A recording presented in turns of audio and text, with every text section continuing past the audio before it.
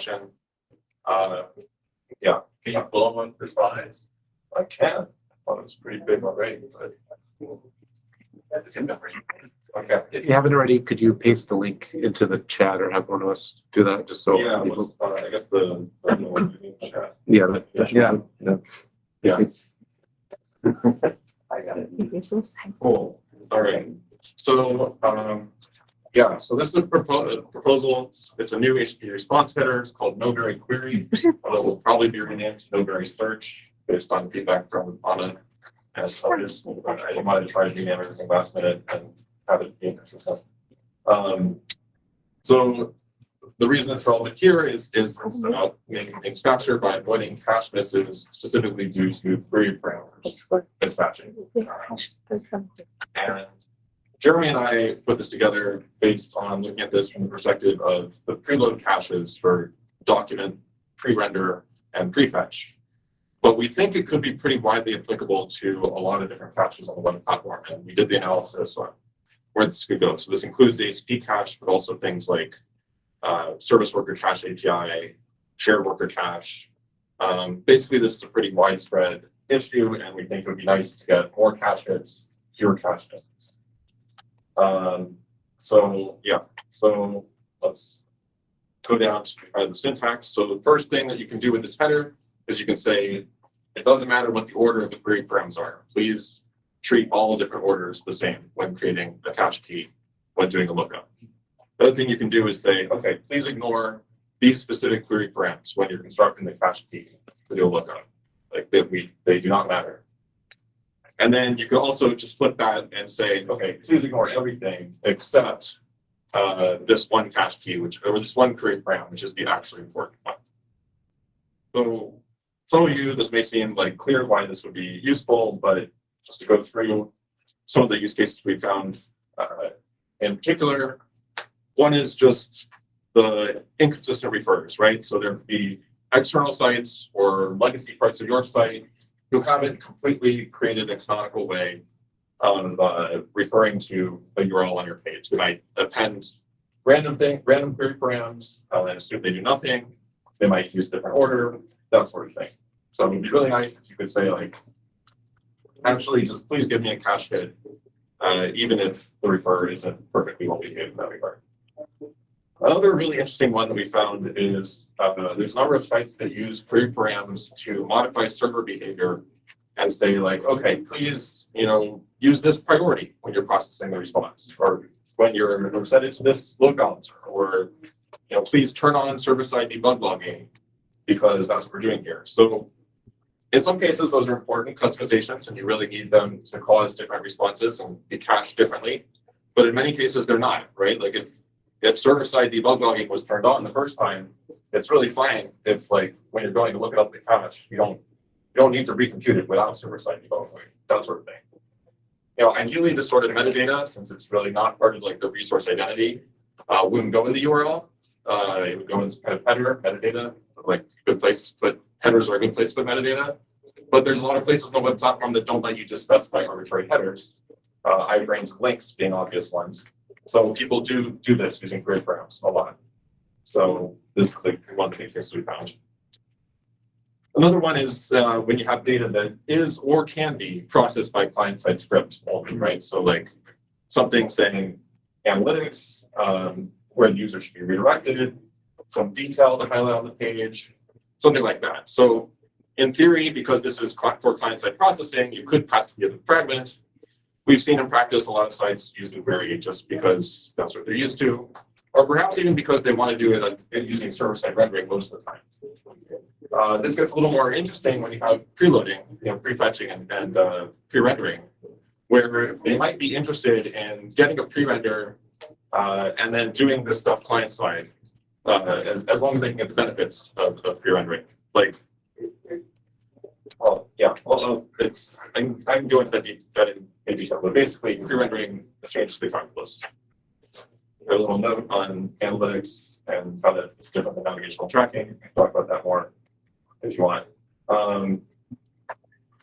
Yeah, and then a similar example kind of in a little more detail is specific to the pre-rendering or pre-fetching case. So here's an example using the speculation rules API that we've been working on. So here I have like a kind of like a mock-up of the news site. It has like a hero image and it has a headline. And it's like, okay, well, let's tell the article where we reached it. Do we reach it via the hero image or via the headline? Well, you don't really want to spin off two separate pre-renders for these two like separate resources. That would just be a waste. But you also do want to preserve that information when the user does click on one of these. So what we said is that you can say, okay, please pre-render like the base URL, and then the browser will go off and render it with no period params. And then once you go click on one of these, the browser will kind of do the appropriate stuff behind the scenes. Say, actually, this is the link the user actually clicked. Please update the pre-render and activate it. So you didn't have to pre-render twice, just pre-rendered once. And this is only doable if you signal, if this destination page signals, okay, I'm okay to ignore the period params. Yeah. So in that case, it would have like via as value. So yeah, it's exactly. You would say no query via, right? Don't vary via the via. Yeah. All right. Detailed design. It's a structured header. Everything good is a structured header these days. Right. So integration with all the different caches. This is also interesting. So there's a specific sentence in the HPRFC, which is like how you construct the cache key. This would modify that.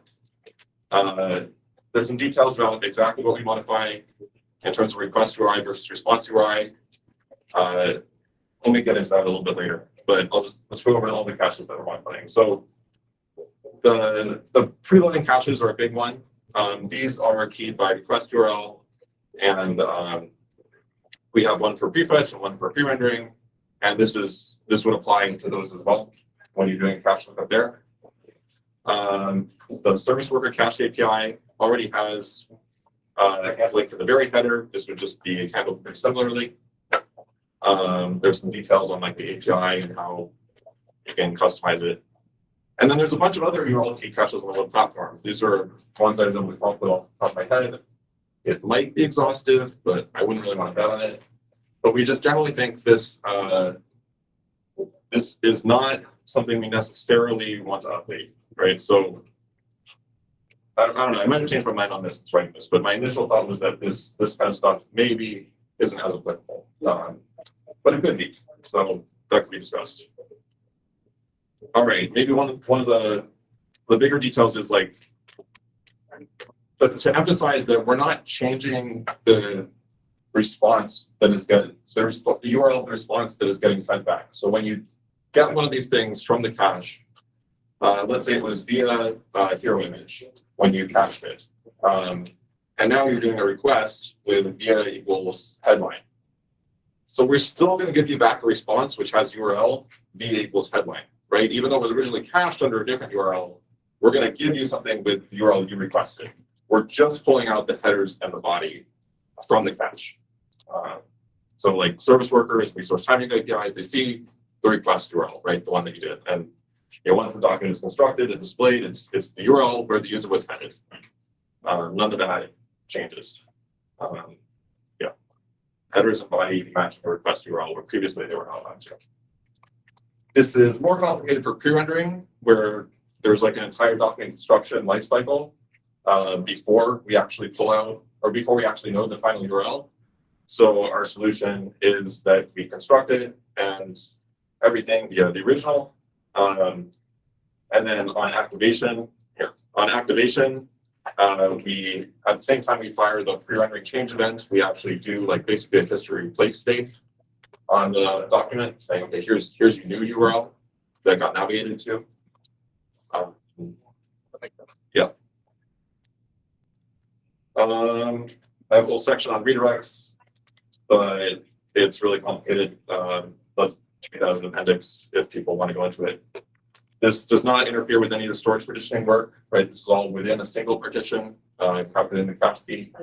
So this doesn't affect any of the partition key stuff, which is at the level of origins. Could you briefly state why redirects are complicated? It's yeah, sure. It's just basically like It's the request URL versus response URL thing. So you have to, and like, what if some redirects have the header and some don't? But if the redirects come from the cache, you mean? Yes. I think they can come from cache. Yeah. So things like that. So I worked out some examples on like, okay, what if this redirect has the header, and you can end up in some weird situations where if like if you've cached a redirect with one of these headers, the user might see something that they didn't quite expect. So in that case, you should either just not cache redirects with these headers, or you could fix up your own URL after the case using replace state, something like that. Enough detail.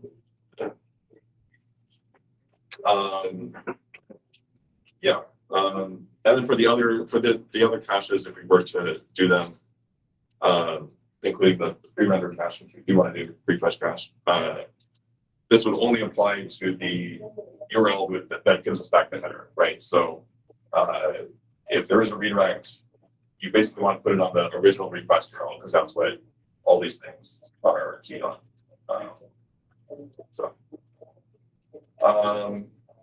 Some alternatives. We'll get into that in the discussion section. As I said, we'll rename it. Wait, no, it would not be keyed on the original URL.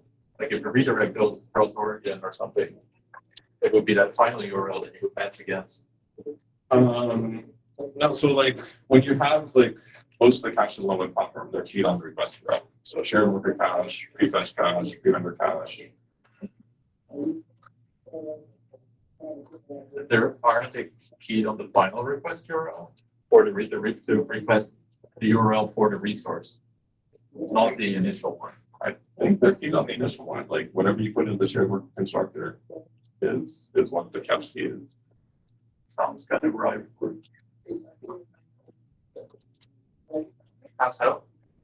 It's kind of like a key for a cross origin resource, and the key would be same origin. Like, Should we keep that for the discussion? No? Yeah. Yeah, I mean, to be fair, at least for prefetch and pre-render, we're aware that cross-origin stuff is very complicated and is mostly deferred. So,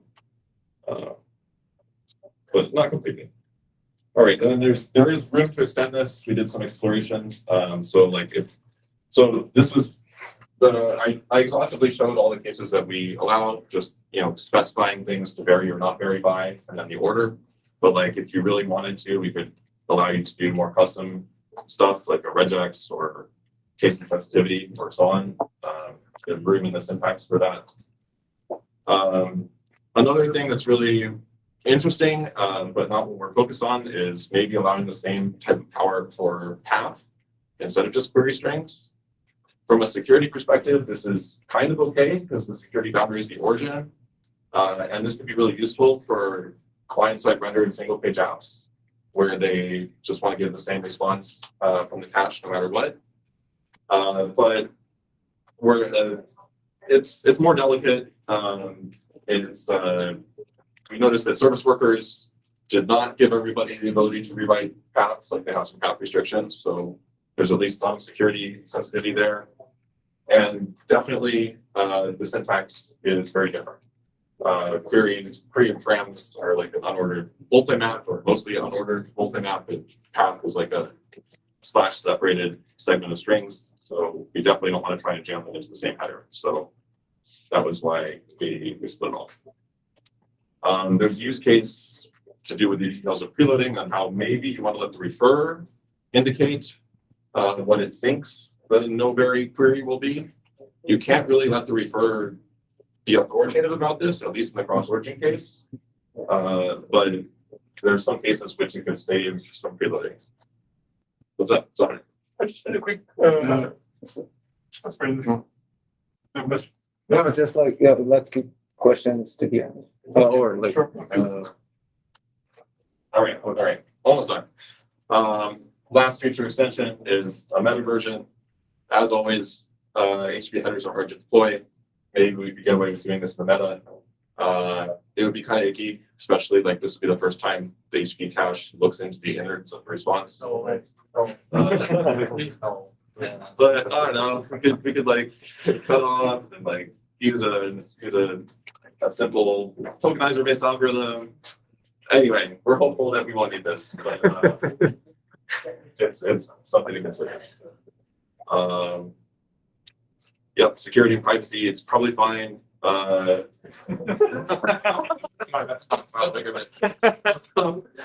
Security wise, the main thing is like the origin is the boundary. Changing the query params is not very much of a problem. This is something you can already do in lots of parts of the web platform, like service workers or history replace state or things like that. This is opt-in, so a lot of the kind of like attack type scenarios are mitigated because you have to be doing this yourself. For privacy, you might think this is related to kind of the link decoration, navigational tracking space, but we think it's pretty orthogonal. This is about saying, please treat two values the same, like don't pay attention to this query param, whereas doing navigational tracking via query params relies on like treating them very differently. And in general, like looking at all the mitigations that are being done and people have thought about doing, none of them would really be impacted by this proposal. So pretty sure there's no conflict there. All right, that's what I got. Yeah, love to do some discussion. Did you discuss syntax early on? It's like, I briefly said that it was a structured header because everything pulls in structured header. okay. I was wondering if there's like a processing model in which